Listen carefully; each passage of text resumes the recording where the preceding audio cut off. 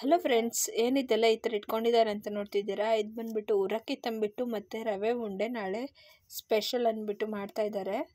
ಅದ್ರ ಬಗ್ಗೆನೇ ನಾನು ಈ ವಿಡಿಯೋ ಮಾಡೋದಕ್ಕೆ ಹೋಗ್ತಾ ಇದ್ದೀನಿ.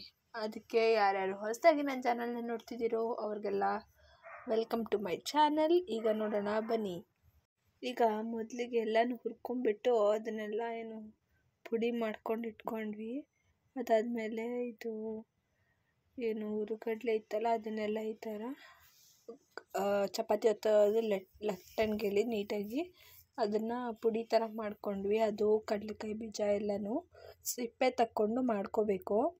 ಆ ಪ್ರಾಸೆಸ್ ಆಗೋ ಅಷ್ಟರಲ್ಲಿ ಒಳಗಡೆ ಬೆಲ್ಲ ಇಟ್ಬಿಟ್ಟು ಪಾಕ ತಕ್ಕೊತಾ ಇದ್ದಾರೆ. ಪಾಕ ತಕ್ಕೊಂಡಾದ್ಮೇಲೆ ಅಕ್ಕಿ ಹಸಿಟ್ಟಲ್ಲಿ ಬಿಡಿಸ್ಕೊಬಂದಿದ್ರಲ್ಲ ಅದನ್ನೆಲ್ಲ ಹಾಕಿ ಈಗ ಚೆನ್ನಾಗಿ ಮಿಕ್ಸ್ ಮಾಡ್ಕೋತಾರೆ. ಇವಾಗ ಏನೇನು ಲಟ್ಟಣಿಗೆಲಿ ಪುಡಿ ಮಾಡ್ಕೊಂಡಿದ್ರು ಅದನ್ನು ಕೂಡ ಎಲ್ಲ ಮಿಕ್ಸ್ಚರ್ ಹಾಕಿ ಆ ಪೌಡರ್ ಜೊತೆಗೆ ಎಲ್ಲ ಮಿಕ್ಸ್ ಮಾಡಿ ಇಟ್ಕೊತಾರೆ.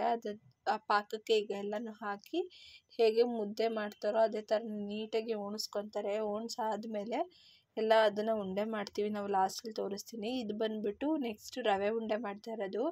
ತುಪ್ಪ ಹಾಕಿಬಿಟ್ಟು ಅದಕ್ಕೆ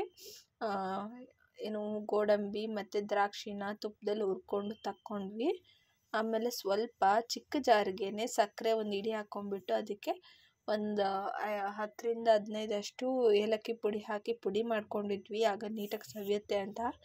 ಈಗ ತೆಂಗಿನ ತುರಿನ ಹಾಕಿ ಒಂದು ಸತಿ ರೋಸ್ಟ್ ಮಾಡಿಕೊಂಡು ಅದ್ರ ಜೊತೆಗೇ ರವೆನೂ ಹಾಗೆ ರೋಸ್ಟ್ ಮಾಡ್ಕೊಂಡೆಲ್ಲ ಉಂಡೆ ಕಟ್ಕೊಂಡ್ವಿ. ನೋಡಿ ಫ್ರೆಂಡ್ಸ್, ಇವತ್ತಿನ ವ್ಲಾಗ್ ಈ ಥರ ಇತ್ತು. Happy Shivaratri friends.